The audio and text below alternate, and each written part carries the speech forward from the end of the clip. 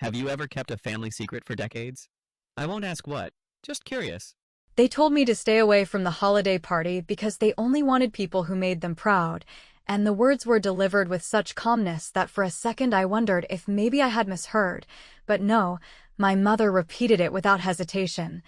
And the tone was so matter-of-fact that it landed harder than if she had shouted, because it meant she truly believed what she was saying, that excluding me was simply logical, as if the family tree were a company and I was an employee whose performance review had not met expectations. She explained it as if it were not personal, insisting that the evening was meant to celebrate my brother because he had finally managed to string together a few successes in a row, and my presence would supposedly cast a shadow over that since people might remember that I had covered his debts and handled his emergencies for years, and apparently those reminders would spoil the mood. She used the exact phrase dampen the mood, which made me laugh bitterly, because I could not recall the last time anyone worried about my mood when I was wiring money at midnight to keep their accounts from bouncing. In that moment, a parade of memories pushed its way to the front of my mind, not warm nostalgic ones, but the sharp kind that sting because you realize how many times you excused behavior that should have told you everything you needed to know. I thought of the time the mortgage slipped and I paid it without hesitation, the way I drained my own savings to cover my mother's deductible during her surgery, the endless times I bailed my brother out of reckless spending or his next big idea that never lasted, and how every time I rescued them, once the dust settled, the story would shift, and suddenly my part was invisible, and the narrative became one of resilience and family pride, as if the numbers magically rearranged themselves on their own, and I had simply been a bystander. As my mother continued her speech about how I should not take it personally, and how it would be better for everyone this way, my first instinct was the old familiar reflex, the urge to smooth things over, to say I understood, to offer to contribute in some way without being physically present, maybe pay for food or cover transportation, anything that kept me tied to them because being the problem solver had become my identity. But as she talked, I heard myself thinking with a clarity I had not felt before, realizing that this reflex was exactly what had kept them comfortable and me constantly depleted, and if I gave in again I would only be proving them right, that they could cut me out socially and still enjoy the benefits of my support financially. So instead of defending myself or begging for inclusion, I asked her to repeat the sentence, and when she said again that they only wanted people who made them proud, I let the words settle like cement, not because I wanted clarification, but because I wanted to test if she could say it twice with the same ease, and she could, which told me everything. That was the moment I stopped feeling humiliated and started feeling cold, not in a cruel way, but in a calculating way, because I suddenly saw the whole arrangement differently. If they could treat my presence as expendable, I could treat my support the same way, and for once the power might shift. I told her calmly that I understood, wished her a nice evening, and when she softened and tried to walk it back by calling me honey and telling me to use the time for rest, I said I agreed that a break was overdue, and I meant it, though not in the way she assumed. After hanging up, I sat there not crying, not raging, but simply absorbing the reality that I had essentially been paying rent to stay connected to a family who did not want me in the photo, and for the first time it occurred to me that maybe I could stop paying. I scrolled through old messages on my phone, the endless string of requests framed as emergencies that only I could fix, the constant appeals to my sense of duty. And I realized I had been trained to believe that my worth was in what I could provide rather than who I was. They had no problem with me as long as I kept the money flowing, but now they wanted to stage a celebration of success without me present, because my presence would remind them of the truth behind that success. That realization burned hotter than the exclusion itself. I did not drive over uninvited, I did not send gifts, I did not fall into the trap of explaining why their choice was cruel. I simply opened my banking app, looked at every single line item tied to their survival, and began making a mental list of what would change. I knew I would not announce it because speeches never mattered to them, but silence always did, and tomorrow I would make silence the loudest move I had ever made. For now I let them have their party, their laughter, their pride, but while they clinked glasses and toasted my brother, I was busy writing the first chapter of my own quiet revenge. And the truth is, I already knew they would not see it coming. When I sat alone that night, knowing my entire family was gathered under one roof, eating the food I had probably paid for and toasting each other for achievements that I knew were built on my constant sacrifices, I found myself replaying the years that led to this point, and the longer I thought, the more I understood that the exclusion from the holiday party was not an isolated insult, but the natural outcome of a pattern that had been in place for so long that I barely recognized how deeply ingrained it had become. I remembered the first time my brother Mike called me in a panic because his car had been repossessed, and how I had written a check without hesitation, convincing myself that it was a one-time rescue, that surely this would scare him into responsibility. Yet only a few months later he was back, asking for help with another crisis, and I caved again, rationalizing that family helps each other even if the help is never acknowledged. Then there was the time my mother needed surgery, and the insurance company fought her on coverage, and I handed over money that I had been saving for my own down payment, because how could I possibly watch her suffer, and, while she thanked me at the time, within weeks the story became one of her resilience, her strength, her recovery, with no mention of the fact that she would have been crushed without my intervention. I did not complain because I thought love meant staying quiet, but every time my role was erased, a little part of me started to believe that maybe it was true, maybe my value wasn't worth talking about.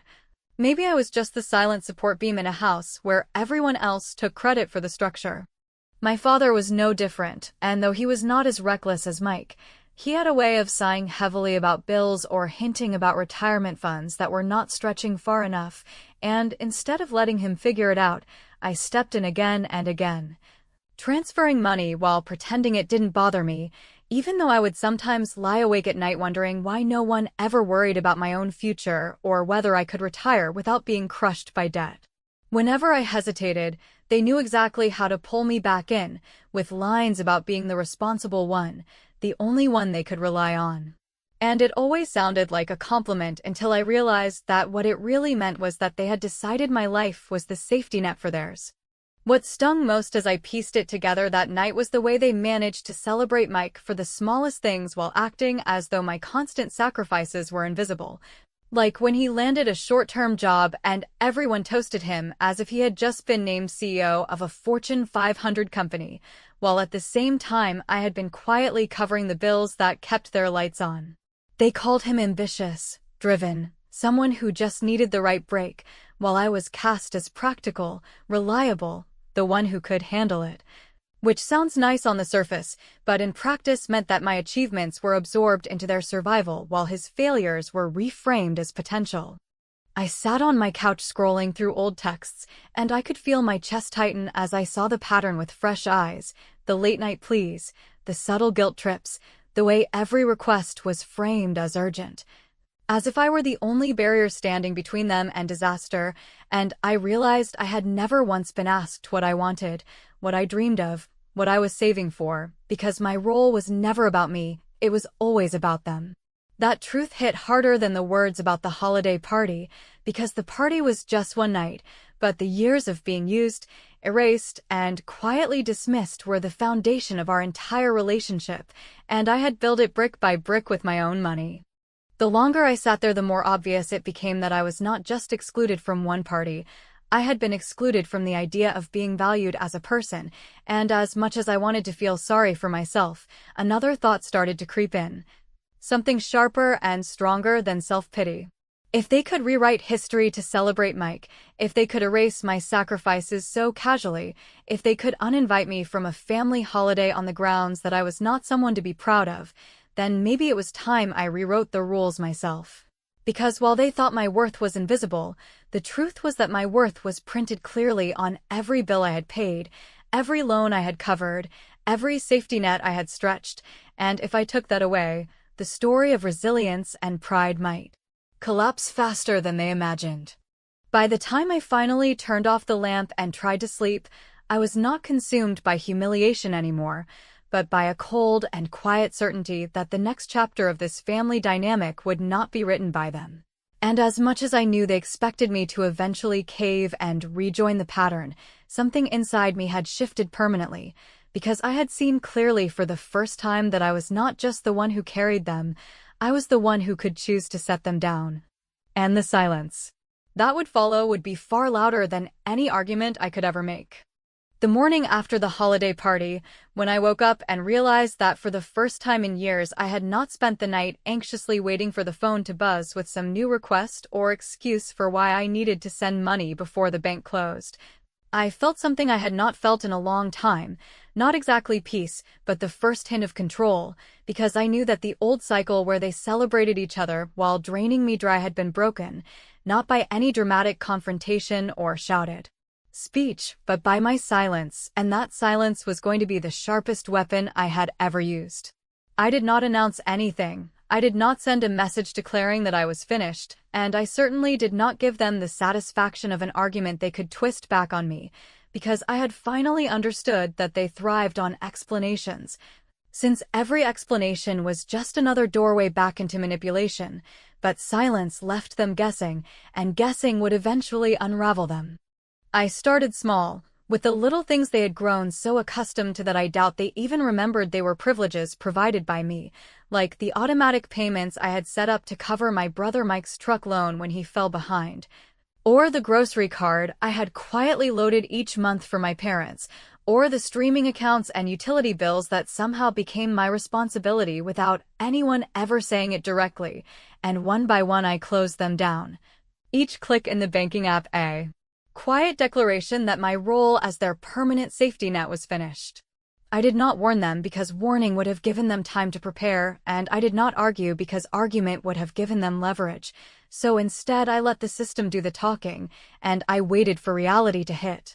The first call came from Mike, and I recognized the pattern instantly because he did not start with hello or how are you. He went straight into yelling about how his truck payment had bounced and how embarrassing it was for him, as if the real problem was his pride being bruised rather than the fact that for years I had been paying for a vehicle I never drove, and I let the phone ring until it went to voicemail, because answering would have put me back in the script they always relied on. A few hours later my mother texted with a long, winding message about how stressful the holidays had been, how expenses were piling up, and how grateful she was for the way I always stepped in without being asked. A message so carefully designed to appeal to my guilt that I almost laughed, because she did not know yet that the wires were already cut, and her words were hitting air. Each day that week brought a new sign that they were beginning to feel the absence. My father suddenly calling after months of silence to casually mention that the insurance bill had not cleared, Mike sending half-angry, half-panicked messages about late fees stacking up, my mother asking in softer tones if I had maybe forgotten to send something, and I ignored them all, not out of cruelty but out of necessity, because I knew if I broke once, even a small crack, the whole dam would burst open again, and I would be right back where I started. My power was in consistency, in teaching them that the old rules no longer applied, and though it felt strange to sit in my apartment and watch the pattern collapse without saying a word, it also felt like the first genuine taste of freedom I had ever had.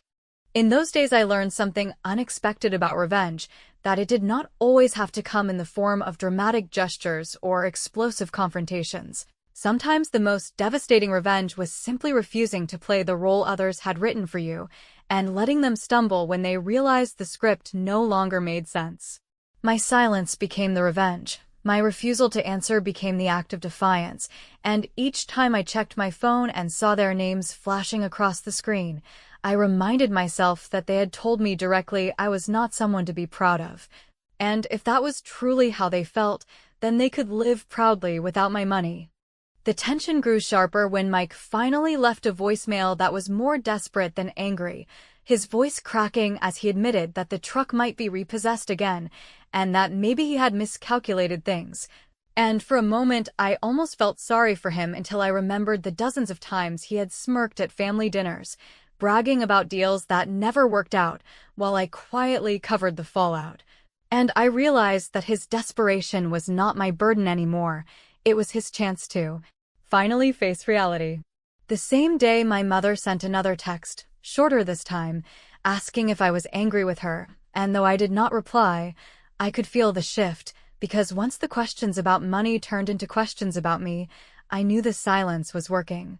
And they were beginning to realize the difference between losing my support and losing me. By the end of that week, I felt the balance shifting in ways I had never imagined. Not because I had destroyed them, but because I had stopped letting them destroy me, and though I knew the storm was only beginning. There was a strange satisfaction in watching the first cracks appear, because this time I was not the one holding everything together, and whatever collapse came next would not be my responsibility. The silence had spoken louder than any confrontation ever could, and the best part was that they had no idea how long I could keep it going, which meant for once in my life, I had all the control. When the payments stopped and the silence stretched longer than they ever expected, I knew it was only a matter of time before the cracks turned into real damage, because the truth was they had built their stability on the assumption that I would always pick up the slack. And once that disappeared, the entire structure of their lives began to tilt in ways they clearly had no plan for, and watching it unfold from a distance was both painful and strangely validating, because for years I had been treated as if my role did not matter, and now the absence of that role was proving, louder than words ever could, just how much I had been holding together. Mike was the first to unravel publicly, because his truck had always been his pride, the thing he used as proof that he was moving forward even when his bank account said otherwise, and when the lender came after him with threats of repossession. He tried to bluff his way through with everyone else, but not with me, because I could hear the panic in his voice on the few calls I did not answer, messages where he went from shouting to pleading, reminding me of everything I had ever done for him. Begging me not to stop now, because this time he really meant it when he said he would change, and as much as part of me wanted to believe him, I reminded myself that I had heard that same line after every failure, every debt, every bad decision. And nothing had changed except that my money had covered the consequences. I listened once and then deleted the message, because I knew if I let myself sit in his panic too long, I would cave, and caving now would destroy every ounce of strength I had been building. My mother, meanwhile, tried a different strategy, because she knew anger would never work with me, so she shifted into guilt, sending long texts about family and how we had always been there for each other, carefully omitting the fact that we really meant me, and reminding me of holidays when I had shown up with gifts and dinners and solutions, as if nostalgia could erase the sentence she had delivered about not being proud of me. The irony was almost unbearable, because she was now invoking the same traditions she had cut me out of, trying to use them to reel me back in, but every time I read the messages, I remembered the sound of her voice telling me not to come, and that memory hardened me in ways no apology could soften. She had drawn the line herself, and now she was learning what it meant to live on the other side of it.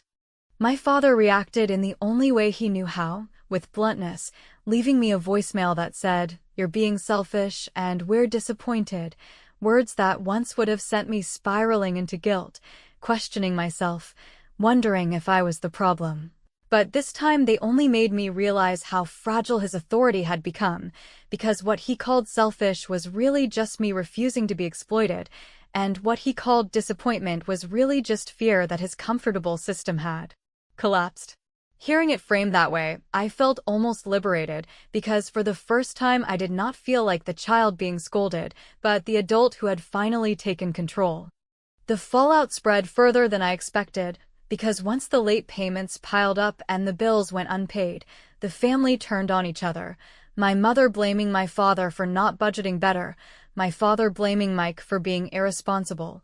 and Mike blaming everyone but himself, and though I was not in the room, I heard enough through secondhand messages and snippets from extended relatives to know that the harmony they once pretended to have was crumbling, and all because the invisible support system they had relied on had finally vanished. Part of me wondered if they would learn anything from it, but another part of me knew better, because people who are used to being rescued rarely turn their lives around until the bottom truly falls out. The moment that shook me most came late one evening when there was a knock at my door, and I opened it to see my mother standing there with tears running down her face, the same woman who had so casually dismissed me from the holiday party, now looking small and desperate, whispering that she was sorry, but that everything was falling apart and she did not know what to do, and for a moment the old instinct surged back, the one that told me to pull her in, sit her down, fix it all again, but I stayed frozen, listening instead of reacting, because I needed to know just how deep her regret really went. She admitted they had gone too far, that they should never have said what they said, but even in her apology I could hear the undertone, that what she really wanted was not reconciliation but restoration, not forgiveness but funding. And the difference was all I needed to stay firm. I told her I could not solve everything for them anymore, and she begged, saying just a little help would keep things afloat, but I shook my head and let the silence stretch, because I had learned that my power came from what I withheld, not what I gave. The look on her face told me she finally understood that the rules had changed, and though she kept pleading, I stayed still, knowing that this moment was the turning point, the one where they realized the safety net was gone for good. As she left that night, her shoulders slumped in a way I had never seen before. I closed the door with my heart pounding, because I knew the final confrontation was coming, the one where all the desperation, all the guilt, all the anger would collide. And this time I would not be the one who broke. By the time the new year rolled around, the silence between me and my family had transformed from something that felt unnatural and forced into something that felt almost protective.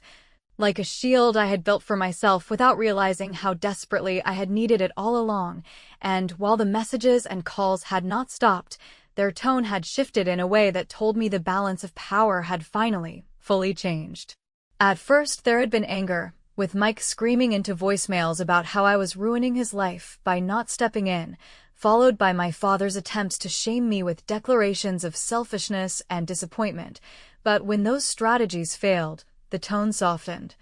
turning into pleading, then desperation, and finally into a kind of begging that felt both surreal and strangely satisfying, not because I wanted them to suffer, but because I needed them to finally acknowledge the truth that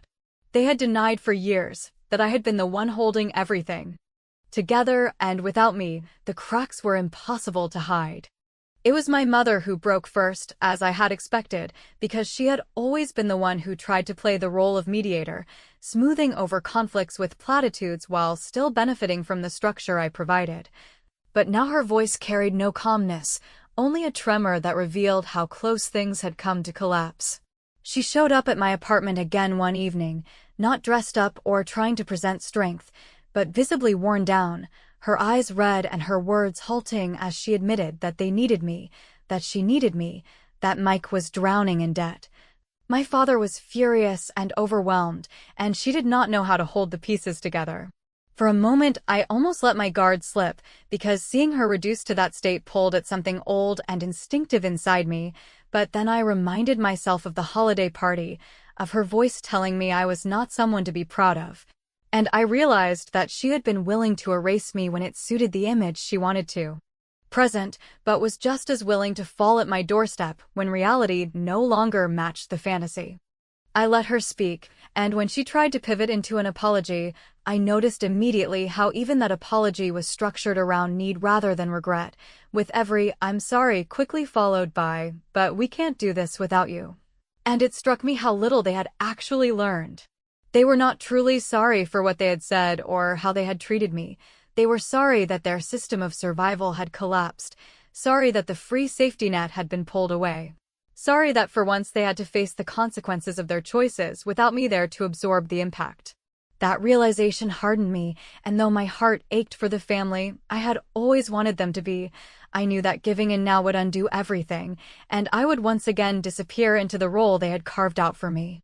So I did something I had never done before. I looked her in the eye and repeated her own words back to her, telling her calmly that they only wanted people who made them proud, and since they had made it clear that I was not one of those people, I had decided to take their advice and stay away. The moment the sentence left my mouth, I saw the recognition in her face, the memory of her own cruelty mirrored back at her, and she froze, her lips parting like she might argue, but nothing came out, because there was nothing to say. I had not raised my voice, I had not lashed out, I had simply given her the truth she had handed me, and for the first time in my life, I felt the weight of years of unspoken pain shift off my shoulders and land squarely where it belonged. She begged then, truly begged, promising that things could change, that if I just helped them one more time, they would never forget it. But those words rang hollow, because I had heard versions of them all my life, each one broken as soon as the crisis had passed.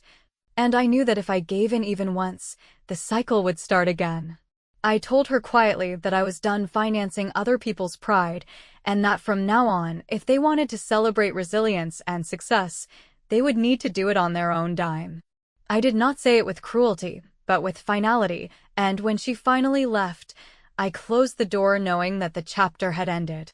In the days that followed, the begging spread from my mother to the others. Mike sent long, rambling texts about how he had always looked up to me and how he knew he had made mistakes, but could not survive without my help, and my father even softened his language, telling me he was proud of my independence, though it was clear he only said it because he hoped it would coax me back. I ignored them all, not out of malice, but out of a determination that had taken me a lifetime to build. For once, I was not the one scrambling to repair, to soothe, to save. For once, they were the ones realizing what it meant to live without me.